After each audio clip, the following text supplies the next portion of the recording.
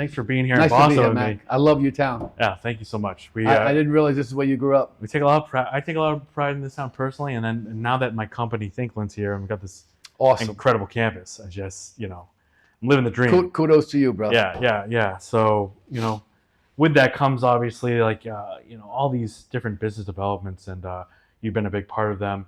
I really wanted to dive deep into kind of, your appellate practice, but also, your take on the LPO. You have so much experience, as a U.S. attorney, New York attorney, just to get your take on all of these different, even business development ideas. But maybe let's start with the LPO. I think that's a great place to start because everything folds into that. Yeah.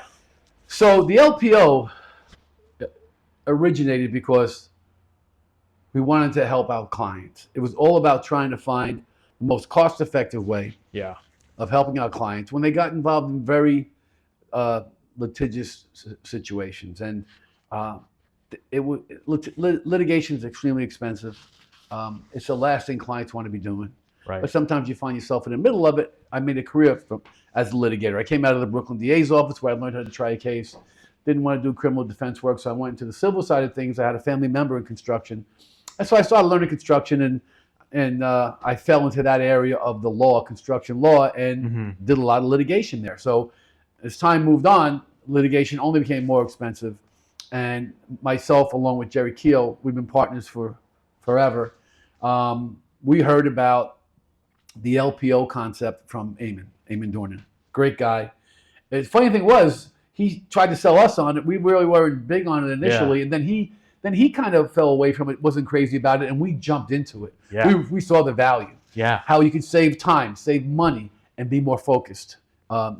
It was a perfect scenario to try to vigorously litigate against very large firms without losing an edge, and more importantly, do it at a very cost-effective way. So our clients, our clients got the best of both worlds. So we still were a little hesitant, so we had to go kick the tires ourselves. So we went to India, and we met them. We met Sabi and Pankaj, and we met their whole team, and we saw their commitment to what they wanted to do, which was build a legitimate LPO that could service the Europe and the United States. Right. Jerry and I, we tend to be more open-minded about people that don't look and speak like us. For whatever reason, we both are very similar like that. So we could care less that they were Indian and that they didn't have the perfect accent and all that. All we cared about was, did they have integrity? Did they work hard? Were they smart? Right. Could they service our clients? Yes. It always goes back to your client. Yeah. Can you do the right thing by your client? And can these guys pass the test? So we went, we kicked the tires, we met with them multiple times. They came to America. We developed a great rapport with them. And then we started going back to India to actually, once we believed in them, in their company, we went back to India many times to train their staff. And they had a very committed staff. We really enjoyed going there. The people there are just really wonderful people. We had nothing but a wonderful experience in India. Yeah. So we were all in. Yeah.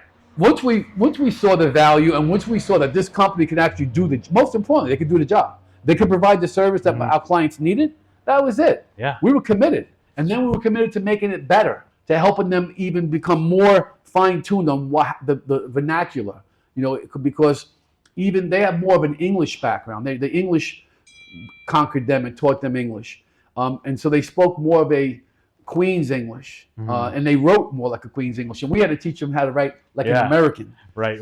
Simple things, but important when you're filing legal papers. Yeah, and we talked about this earlier, where you have, the more you put into it, the more you get out of it. And it's that building that relationship where you've had this partnership with them for 12 years. Yeah. And it's like the more and more you've been putting into it, the more you're out of it. And they were thirsty to learn. Right. They were really committed as we were committed. So it was a perfect marriage. Yeah. And we grew along the way, and they only got better and better. And we were able to provide better service to our clients. And to this day, we utilize them on a regular basis. And all I can say is wonderful things. It kind of gets me a little dispirited when I think about all of the American attorneys who still kind of won't give them a shot. Yeah. I can see giving them a shot, and then if you weren't happy with the way things went, you move along. Right. But it's like it's just not smart not to just check it out. Dive in, see what it is, and then make a decision. That is the frustrating part, because it's obviously people are aware of the value that an LPO, a really good LPO can bring, but getting them to not be, especially some U.S. attorneys, not to be able to get over the hump with the cultural differences. Very frustrating, especially it's like it's the 21st century here. Yeah. I mean, it's 2024. I mean, so it's almost like they're there and they see the Indians as here. Like instead of my father had a great saying. My father taught me good, bad, and indifferent in every walk of life. Never judge anybody by what they look like or how they sound. Mm-hmm. Judge them by the way they treat you. And that's what we did. And these people have treated us wonderfully. I think that's the really foundation of progressivism, which is, judge me on my character. At the end of the day, I was just talking with Sabi Ghosh, who, is the leader at SKJ Juris, and, he talks about how it's building that trust with his employees, building that trust with his clients, and within the LPO, it really is about integrity, ethics, and the hard work and drive. That's the consistency that they bring, and it's about longevity. It's not this quick transactional. We're here to make a massive right. They're really in the business building of relationships, that trust and the reputation of being there, for being always there and being consistent. And it's wonderful that they have made the transition from the legal world, which is really what Sabi built, and now they're into the business development stage, which opens up a tremendous amount of opportunity for you and for them. It's absolutely huge. And when we're talking just outsourcing general, I mean, most businesses are in the job of outsourcing, whether it's a service, a product. And I think with SKJ Juris, what's incredible about it, it's not just, they're in so many different industries now, whether it's the legal practice with the LPO, but now in the creative space, we have... Sky's the limit. It's incredible. The Global Capability Center that they have over there in Pune, India, whether it's the space that they're actually housing, this incredible talent that they're able to bring in and actually manage them, but then the service lines that they're able to provide, like a startup or like an entrepreneur like myself, whether it's video editing, coding, web development, there's a full suite, and the sky's the limit with them. Jerry and I always believe that learning the law and becoming a real student diligently is very fungible, and you could once you take that, and you could apply it to any type of business, any business venture.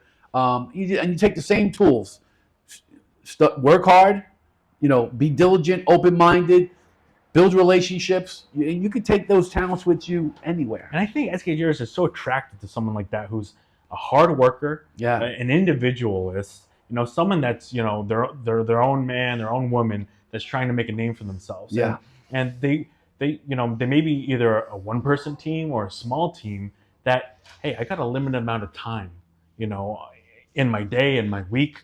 How do I scale my business, And the only way to do that is with a really good outsourcing partner. I think SKJ Juris is the ultimate advantage and solution for that. And the humility they bring to the table when you meet with them, it's remarkable. And it really, it just is a fundamental brick in the wall of building a relationship. They are just wonderful people who are open-minded. They listen to you.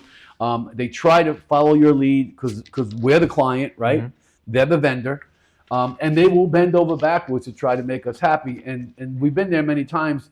So we've also got to know them on a social level. And we've gone out to dinner untold times.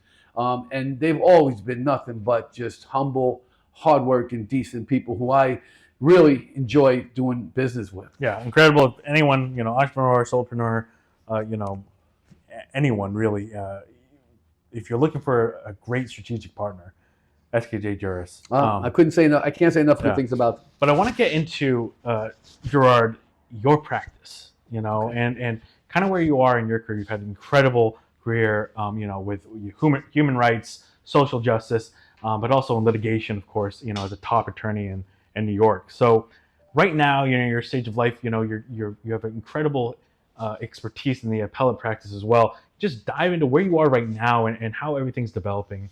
Well, the appellate practice came from obviously servicing my clients. Mm-hmm. The appellate practice is an area that most small business and most construction companies don't want anything to do with. Mm. It's extremely expensive. Right. We changed that though. We came up with a model that significantly reduced the price of appealing a case. Now, what does that do? So I represent a bunch of companies. Most of them are construction companies. You're involved in a litigation. You're up against a very big player. It could be an owner. It could be a construction management company. Whoever owes, somebody owes my client $5 million. The litigation begins and they play hardball. Right. Now, the average construction company, basically, they'll take whatever, if the settlement, if they're owed 5 and the settlement offer is 2, most of them will take it because they need the money to kind of continue their payroll, to continue just funding the next project they're working on. And it's kind of sad because they leave a whole lot of money on the table. Right.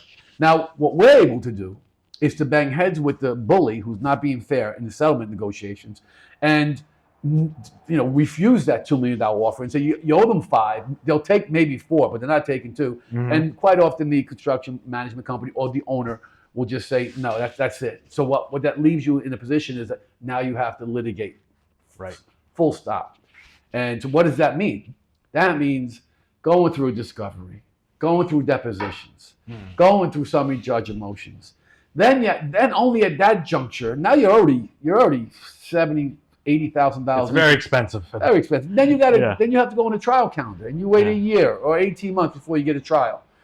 Yeah. But what we do is say, if you're willing to be in it for the long haul, number one, they know now, the bad guys, the guys that don't treat our clients fairly, they know we're in it for the long haul. We're not folding. So what that does, once you get that reputation, it's a huge, right huge at the bottom. advantage. They're going to be more fair when they're coming to the table. Right. So that encourages settlement because they know we'll go all the way. Right. And I try to tell my clients, you just can't threaten. You got to punch them in the nose. Because when I was a kid growing up, my father and my older brothers always told me, never threaten. If you're going to hit somebody, just hit them. Yeah. So in litigation, it's the same way. Because they see a threat as nothing. But when you punch them in the nose and you file your papers and you file your motions, they know now they're serious. They're in a serious battle. Changes the dynamic. Yeah. All of a sudden, they don't see themselves here and you here. They see you more of an equal. Now, one of the reasons we could do that is because we got SKJ in our back pocket, which they don't even know. Yeah, they're like flabbergasted when they file a 200-page motion and we come back the next working day with a response. They're like, how could this small firm do that? So shame on them. So it changes the dynamic of the litigation. It creates more of a level playing field. And so now sometimes you're still not going to get a fair settlement. So you go to trial.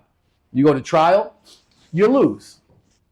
If we think that the jury made a mistake, we'll encourage our client to file an appeal. And now here's where the appellate practice comes in. It's very expensive. We've come up with a way in which, utilizing SKJ once again, we have a very strong relationship with a appellate printing company, which is critical when you're filing an appeal in any state. But in New York, for the most part, I'll give you that example. They do all your filings. They actually draft the appeal, but they put it in the appellate practice. The formalities are ridiculous. There's so many formalities. How wide the page has to be, the print, the font, so in order to do it properly, you got to hire this company, and they're not cheap. But what we do is we take their expertise, and we built a very strong relationship with this one company in particular, and then we match them with SKJ, who does all the drafting. They draft all the briefs and all the opposition to their briefs. And what we do is after they draft it, we come back, we look at it, and we kind of dress it up to make sure that there aren't any mistakes. So that side of it, the SKJ side of it, drastically reduces what the client's paying for my services. Yeah. Now I take a hit, but I don't care because I'm trying to do what's right for the client. Right. That's the bottom line. You've got to service your client. Yep. SKJ allows us to take. So if we didn't have SKJ, you'd be paying a fair amount for the appellate company that does the printing and everything, and then you'd be paying a lot of money to me. We use SKJ. It reduces the price dramatically. Now all of a sudden, it's a good investment for a client to file an appeal. And quite often, it'll also encourage settlement at the same time. But at the end of the day, when your reputation becomes one that the other side knows that they're in it for the long haul, that we're in it for the long haul, quite often it saves us even a trip to the appellate division. That's incredibly interesting, and also to point out where you've made it actually financially viable for your clients to actually have that option and ability to. And we only file an appeal if we think we have a strong claim. Like if it's like maybe then we tell them it's probably not worth your investment. Because it's like an investment. Yeah. You're dumping money into it, hoping you'll get what's owed you and then all the interest after it's over. So it's still a little bit of a gamble, but we'll only take cases that are strong to an appeal. And so that then becomes a worthy investment. Because the out-of-pocket expenses aren't nearly as what they would be without this dynamic that we created. And your chances of recovering everything that's owed you is much higher. Oh, that's incredible. And also just thankful for laying that out because, again, with that strategic partnership with SKJ Juris, you're able to bring that extra ability and value to your clients, which at the end of the day, that's who you're representing. That's what it comes down to. You know, if you want to survive in this world, I don't care what you do for a living. It could be being an attorney. It could be a young entrepreneur. You got to have integrity. You have to have, you get one bite of the apple. All you got to do is, there's a great saying in the firehouse. Before I was an attorney, I was a New York City fireman. So I can't say the whole thing on tape, but it goes something like this. You can build 1,000 bridges.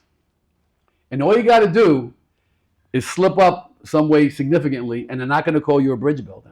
Yep. They're going to call you something else. So that's why you have to have integrity. You have to really, even if you're not going to make any money, you know, you'll in the long run you'll make money. Yeah. If you do the right thing here, in the long run you're going to make a lot of money because people are going to understand they can trust you. Lawyers don't have a great name. Yeah. I have a great name because the clients know I don't screw them. I will tell them straight up, and as soon as I meet them, I listen to their story. I'll tell them straight up if I'll take their money or not, if they have a decent case. And if they don't have a decent case or they have a flimsy case, I'll tell them straight up, I don't want your money. And that builds a reputation where, okay, this guy's going to be fair with me. And I utilize SKJ in the same manner, where they allow me to go to a client and say, this is what's going to cost you. I'll give you a number, and they appreciate, you know, the honesty and being upfront and above board about everything. That's how you stay out of trouble. That's how you build a reputation. I totally agree. And I totally agree. Yeah, it's SKJ Juris is a relationship builder. They help you be able to build those relationships with clients, and that's a key to everything in life. Whether it's your actual practice or what you're putting into the world. If there's no integrity there, if you don't actually care, it's gonna come out eventually. Yeah. And I think at the end of the day, what you're putting out into the world, is huge, and what SKJ Juris allows you to do, because they have such ethical standards. Yes, they do. Is to present your own self and your own branded company into the world, where you get to build that incredible. Yeah, I was telling the story earlier about how I'm up against this really large client, and we exchanged discovery, and they sent me 17,000 documents, and 75% of them are probably not relevant to the causes of action. I send it over to SKJ, and then in a week they give it back to me in files, in categories. What's not relevant, what's very relevant. What they match up the documents to the causes of action, and it just makes my life so easy. Yeah. And of course, I pay them, and it's so worth it. It's ridiculous because it saves me so much time and money, and then I can respond to the other side in a much more kind of a much faster way, and it just makes life easier. Period. Yeah, no, it's a time saver, a money saver at the end of the day, and whether you're building you're a small startup, you're an entrepreneur, you're a solo practitioner or a small firm, when you're building that startup, or you're further in your career and you're looking for you're in a place where you're trying to make a pivot, or you're dealing with a certain challenge, it really is such an advantage to kind of bring them in. So so I want to kind of dive into like some of the real life stories. I know you're a great storyteller, Gerard. I just wanted to see, with one of the cases, we talked briefly in another session about the David and Goliath, and I think this is you kind of presented it there earlier. But when it comes to human rights, and it comes to things where you're really up against a system and an order in which it's been done a certain way and it's not fair to the little guy, how much, whether it's SKJ Juris that's come in play, but just a personal story where you've come across where you personally have triumphed, or at least gotten people aware of a problem, even if you were to lose the situation, you've taken them on, and people, it seems to me that that's your story, where whether it's win or loss, I'm taking it to the end. Yeah. This is a fight worth fighting. Yeah. And at the end of the day, I'm going to make some noise about it. I have two great ones. my greatest, I won't call it my greatest triumphs, but my greatest satisfaction as an attorney. And the first one was an individual who has been in this country forever, green card, married to American, kids, grandkids. Person had the gall to file an application to become a U.S. citizen. And to make a very long story short, the government moved to throw him out of the country forever, separated from his family. And we went to bat. We went to bat in a major way. And we were up against the United States government. And it took 4 years. Incredible. And we had losses along the way. And at one point, it looked extremely bleak where he was gonna go. But we kept pushing and pushing, and we had one decent judge who saw the worth in our case. He saw the dynamic that he couldn't turn his back on. He couldn't just sign on to what had happened in the past. And he believed our papers, and he ruled in our favor. And now the guy is like not looking over his shoulder anymore, living comfortably in the States. He's about my age. He's enjoying his grandchildren. He can now go back home to the country he was born in without being worried about not getting back in or getting picked up in the country where he was born in. He has his life back. Yeah. So we directly impact this, and he's a great guy. I know the guy forever. He's just the fact that he even had to go through this is a disgrace. Absolutely. But the fact that we were able to alleviate that for him, I can't tell you how satisfying. Yeah. Nothing better. Pro bono. It didn't matter that we didn't make any money. That's why you get into this. Who cared about the money? This guy's life was at stake. When your livelihood, your personal life, your whole world's, a lot of people did get the boot. And that's what's, it's so shameful that there was even something that had to even happen. Yeah. But I think that with the help of SKJ too, by the way, they were very much involved in that case because there was a lot of papers that had to get filed. There was exhausting hours we had to put in, and SKJ really they were our wingman all the way, and they just really helped. They helped us so much. It was ridiculous. I think there's no story. That story just. That one will stay me forever. It's a strong one, and what's so incredible. On so many levels, where it's you're up against as big of a monster as it gets with the U.S. government, federal government, and to fight for the human rights and dignity of individuals in this country is everything. And then for the SKJ jurists to aid that, but for everyone to come along, I think that's such a incredible story, and it's a story that isn't told as much when it comes to lawyers. I agree. There's so much there that the bad connotation that comes with lawyers and everything like that. But at the end of the day, when you're really fighting social justice, it's going to come down to the law at some point, or trial, and the things that change in the courts and at that level. And I think that's something that's just so. Well, important. You hear about the bad lawyers, you hear about the juicy stories where lawyers get themselves in trouble and they don't do the right thing by their client. Mm-hmm. But it's like the kid who walks the old lady across the street. You don't hear about that. But the kid who knocks the old lady over the head and grabs her pocketbook, that's going to be front page. Yeah. So that's just the nature of the beast. All I cared about is I gave this guy his life back. What more could you do for somebody? Yeah, that's everything. But the other great story I had is a quick story. There was a temple in Manhattan, Lower Manhattan, and the city of New York was trying to build back after September 11th. They were trying to encourage builders to invest in Lower Manhattan. This was 2003. Still recovering from a terrible day. As a fireman, I was a fireman in Manhattan. I lost 27 dear friends of mine who I worked in a firehouse with. My firehouse, everybody was killed. So for me, it was very personal. And in any event, there was this Buddhist temple, and it happened to be sitting on the block that was getting bought up by this huge developer. I won't say who they are. It doesn't matter. Mm-hmm. The biggest developer on the East Coast of America. And the Buddhist temple, they didn't want to sell. That was their home forever. Yeah. Every other building in a 4-block square was knocked down. In the process of knocking down the building next to them, they undermined the pinning of this temple, and the temple cracked in half. So I had a friend of mine, another lawyer, who used to go there every day and meditate. He was he worked in Lower Manhattan. Yeah. And he developed a relationship with these monks. And this happened. And they went to him and said, we need help. We need legal help. Yeah. He goes, I got the guy for you. He calls me up, tells me what's going on. It made all the papers. I went in, I filed a temporary restraining order. They came after me like With everything. huge law firms. Yeah, they were. I mean, this is as big as it gets. Yeah. The adversary, they were very wealthy, and I beat them. I beat them in court. I had a good judge. I had a fair judge. I gave the evidence. Didn't even go to a litigation. It was a hearing on my temporary restraining order. I stopped the entire project on this 4-block square area in Lower Manhattan. I got a temporary restraining order based on the evidentiary hearing that we had, and the judge then ruled for a much larger hearing the next week. And until then, there was no activity. And the bullies, the big money, came knocking on my door, threatening me, not physically, but basically saying, hey, you can't. In every other way. You can't beat us. Yeah. You know who we are. You can't beat us. Yeah. Okay.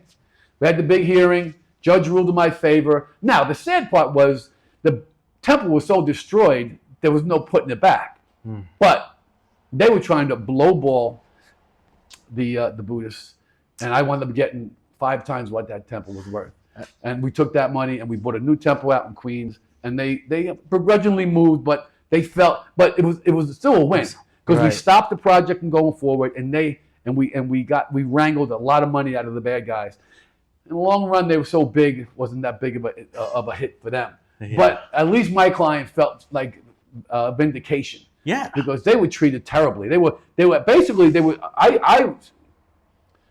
I think they were intentionally undermining the foundation of the temple just to get rid of them. That's what I think. The way they did it. I mean, that's an incredible story because I mean, it goes down to what we were talking about before with human rights and activism within the legal space is, if you don't fight for these rights, yeah. Oh, they would have gotten if they would. You don't have rights. They would have gotten like bought off of next to nothing. But every major channel covered it. Every major paper covered it, and they called it David versus Goliath. It was a small little temple again. It wasn't me. It was my client against this big boy. And at the end of the day, that one felt really good because they had to apologize. They had to write a letter. It was at least they had to eat crow. Yeah. And say, okay, you got me. Especially when they're going into it thinking, oh, we got this. Can't beat us. We're out of it. It's like knowing that they're on the wrong side of it. Didn't care. Arrogant. Yeah. The arrogance really, but it fueled my enthusiasm and my motivation. Yeah. Like I was going to be, I knew I was in the right. Sometimes that doesn't matter. But I knew I had the facts. I just had to be really aggressive and kind of let the judge see like how wrong this is. And again, we got a fair judge, listen to our arguments, did the right thing. Yeah. What's better in life? No, that's what it's about. Right? Yeah, those are my two big. I mean, I've had other things that but those are the two. Those are the ones where I felt like the big guy got put in his place. Yeah, yeah, and I think for me, I mean, I've always been attracted to activism, whether it's political activism, but there's so many different ways of doing it. Whether it's like with social media now, it's incredible. Giving people a voice that hadn't had one in the past. Exactly, and one of the big things that obviously, my company Thinklyn does is we're a startup for startups, and we're in the business of helping the little guy out. There's so many, whether it's entrepreneurs, people working on their personal brand, starting out into a new business. It's getting people that don't have all these resources more, and that's why when we're talking about this outsourcing space with the LPO or the GCC, it's providing individuals that have that drive, that passion to put something positive out into that world and giving them a little help along the way. And that, whether that's in the legal space, whether that's in the creative space, I think that's super important. And I think you build lasting relationships too. That's what it's about. That case with the Buddhists, I'm still in touch with them. Yeah. Over 20 years ago. Yeah. But that's how we connected, because we were like fighting the man. I'm glad you brought that up though, because I think it's too many times when people think it's supposed, especially the legal space, that it's all about the numbers and making money, but it really is about the people. That's always ignored. And it's for the right reason. It's for your client. It's for your client. It's for the people. And at the end of the day, that that's saying it's all business. And no, it's all about the people. That's why you have to pick. That's why you have to be very choosy in your clients. Even you. Right. And I don't care what you do. As an attorney, though, I'm extremely careful with my clients. Sometimes they think that they can pay you and you can do whatever they want. No, that's not how I operate. That's a great point, because when you're trying to source leads and get new clients, they're qualifying you, but at the same time, you've got to qualify them. Amen. And I think that's the biggest thing in sales, in marketing, that people don't understand, is that it's not just about you trying to sell yourself. Your client's got to sell themselves to you, because if you're in this in the right way, you're in this for the long haul, for that relationship. Together. You want a person that's going to be there, a strategic partner for, hopefully your whole career. It's got to be symbiotic. Otherwise, at some point, it breaks down. Exactly. And that happens quite often. Yeah. Because people jump into it because they just see dollars. They just see the money signs. They'll jump into it without. It gets back to integrity, though. If you get it in for the wrong reasons, it always comes sooner or later. Yeah. And that's why my old man said there's 2 reasons for doing the right thing. Yeah. The first is that it's right, most importantly. But the second is that it's smart. You'll always land on your feet if you make a decision because it's right. I agree. Hey, Gerard McCabe, thanks for being here, my pleasure, Mac. Thank you. Love your neighborhood. We'll be back. Thank you.